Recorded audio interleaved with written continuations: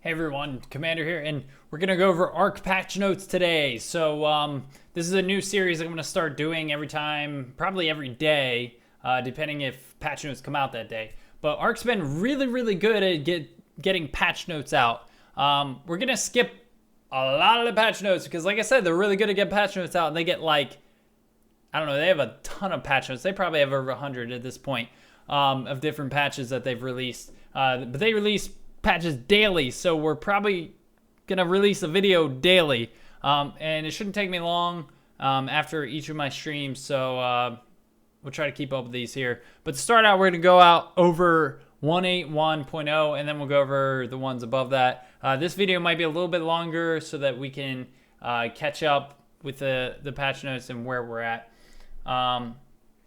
So with 181.0, it says, the first thing that it says is clamped, how much harvesting damage you can do to a resource to the remaining health of the resource. So that, for example, chopping a tiny dealo with little resource remaining in it with a massive T-Rex bit will give you way more meat than it could reasonably have had. This may have the effect of reducing harvesting amounts in some cases, but is a necessary fix to what was essentially an overflow bug. We'll consider rescaling harvesting amounts accordingly as we proceed. So basically, this note, or this kind of sucks because right now, like, we were harvesting flint today, and I was only getting like, I don't know, 3 to 5 flint out of each stone. You have to harvest a ton of stones in order to get like 100 flint to make, powder. Of course, if you use an ankylo, you get more flint, that kind of stuff. So you can find ways around it to help you farm more resources. But for the lower end of farming resources, like by hand and stuff, it makes it a lot harder. But that'll get better as they go on. So re-enabled official ARK server items upload to Steam inventory. Had disabled it due to a dupe bug, which is now fixed. So I've actually never used the Steam upload or server item upload. I've not used that before, so that doesn't really affect me. Official servers are now upgraded to the equivalent of 2.0 difficulty rather than 1.0. I quit my official server a while ago, so again, that doesn't really affect me, but I guess they're increasing the level cap on dinos and such on the official servers. Added 2 more player and dino levels to get more engrams for new goodies. That was really helpful. I put all my points in melee damage because, again, it helps with harvesting and specifically like megalodon killing because I go in the water a lot. Of course, with the new plesiosaur, which we'll see here in the patch notes, megalodon killing is so much easier with those things. Added, shader model 4. Oh, and dinos don't cap out at 121 anymore, or whatever the cap was. They get 2 more levels. Shader model 4, DX9 and 10 is the only one it affects. Mode now looks a ton better with proper light intensities, shadows, and night lighting and dynamic lighting. Well, that's good. New dino plesiosaur. We actually captured a plesiosaurus, so tune into the stream. I think, well, hopefully we still have it as long as nobody comes by and kills it. And it says with a custom saddle. We saddled one today. They're super fast in the water, and they kill megalodons really quick. Like, our plesiosaur was like 1 to 4 shotting megalodons really easily, and they are fast. So if you want a good mount to farm crystals, oil, and pearls in the water, definitely get a plesiosaur. They're really good. If you can't get a plesiosaur, maybe you don't have the time, or you don't have the patience, or you don't want something that big, you want something smaller you can hide, definitely go with the Ichthyosaurus, however you say that. This one you actually don't need to knock out the tame. You simply, they come to you like dolphins do in the water. They come to you and they look like little dolphins. And you just put meat on them, and prime meat gives you like 20% on these things. So definitely, like, if you get like 3 or 4 prime meat from some sharks and you feed them prime meat, they like will tame super quick. You put a saddle on these things, they are also super fast. They're like the raptors of the water. They're crazy fast. So again, a good thing to get around, farm pearls, oil, and whatnot.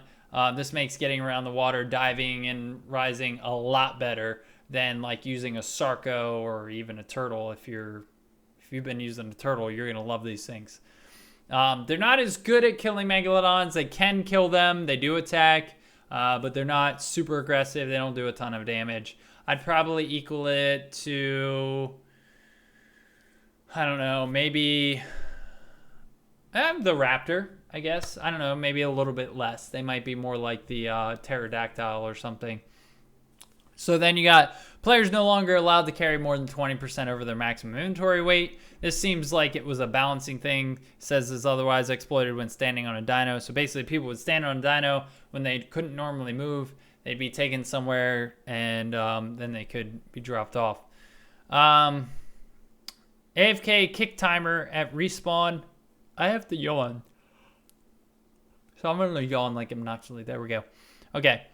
AFK kick timer at spawn/respawn screen. Server configurable, default 40 minutes.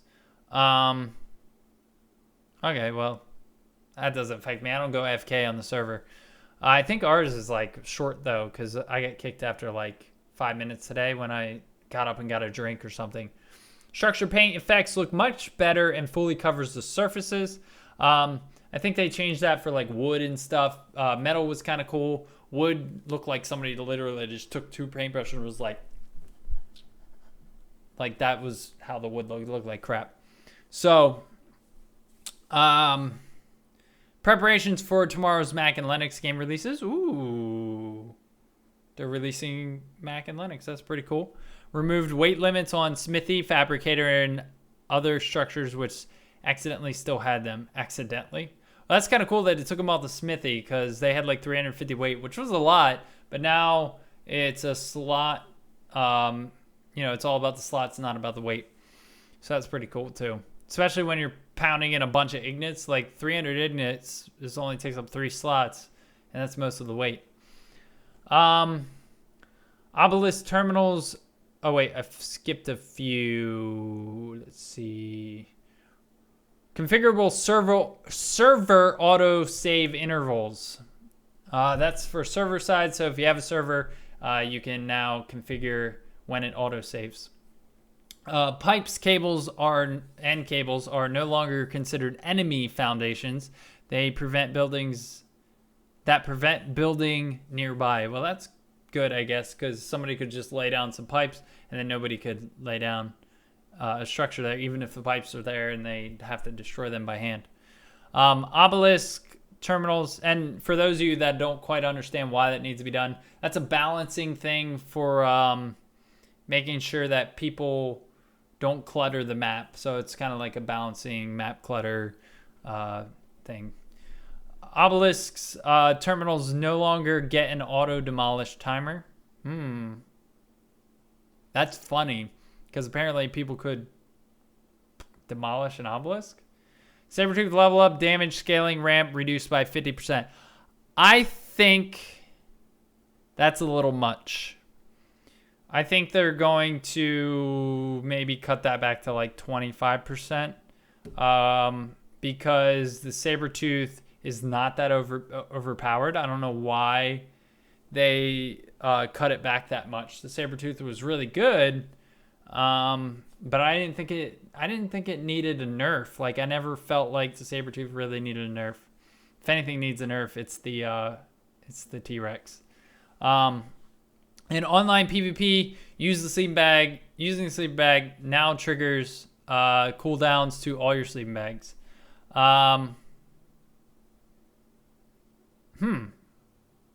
So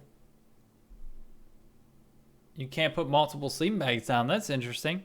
But I guess you can still do beds though, which is more of a permanent structure, so that's understandable. Sleeping bags you can put like anywhere. So I guess that makes kind of sense because people could put down like a line of 100 sleeping bags. If you didn't know where they were, they could keep spawning in. taming the higher, excuse me, I gotta yawn again. Taming the higher taming affinity now increases base level dinos up to 50% if 100% effectiveness. Improving its, wow. That's really cool. And actually we saw that today. We tamed one of those dolphins. It was like a level 23 and it went up to a level 50 or something like that. We tamed it at like 90% effectiveness. So now taming effectiveness kind of has more of a use. It used to affect the stats gains, but now the higher you have your taming effectiveness, the higher it levels up. I wonder if that lets you put in the specific levels, or if that levels it and then you get the level at, the 38, 40 levels higher after that. So I wonder how that works. I'll have to try that out tomorrow. Maybe we'll make a video on it. Improving its base statistics. Previously wasn't doing much, was only generally increasing their damage. Yeah, I remember that. Added missing mammoth dossier. Very nice. Using spyglass now shows floating HUD of dinos. This is an important one because not only dinos, players, or structures that you are directly pointing at for long range reconnaissance. We used this a lot today. We had some fun with it and actually got like a sniper rifle out and was sniping some people. But you get the spyglass out and you can see the player's name, their tribe, and their level. It's really cool. You can see the tribe and the damage on structures and other things. So it's a lot more useful for like reconnaissance and checking out bases and seeing people. So, if a guy's flying by on a bird, you can look up at him and see who he's at. You don't have to like go fly up to him and possibly cause an engagement. C4 can now be placed and detonated underwater. That's interesting. I guess C4 is waterproof. Probably they did that because people were putting behemoth gates underwater to block underwater caves, and there's no way to destroy them. Dragging a body no longer removes your first-person view hands. Bug required. Players mainly switch to weapon and then back to hands to restore their hands. Sorry I'm yawning so much. It's like getting late and I'm tired and I need to go to bed. But I wanted to get this video done. Various minor bug fixes and non-violent taming methods for Ichthyosaurus will follow up with implementation for all herbivores soon. Ooh.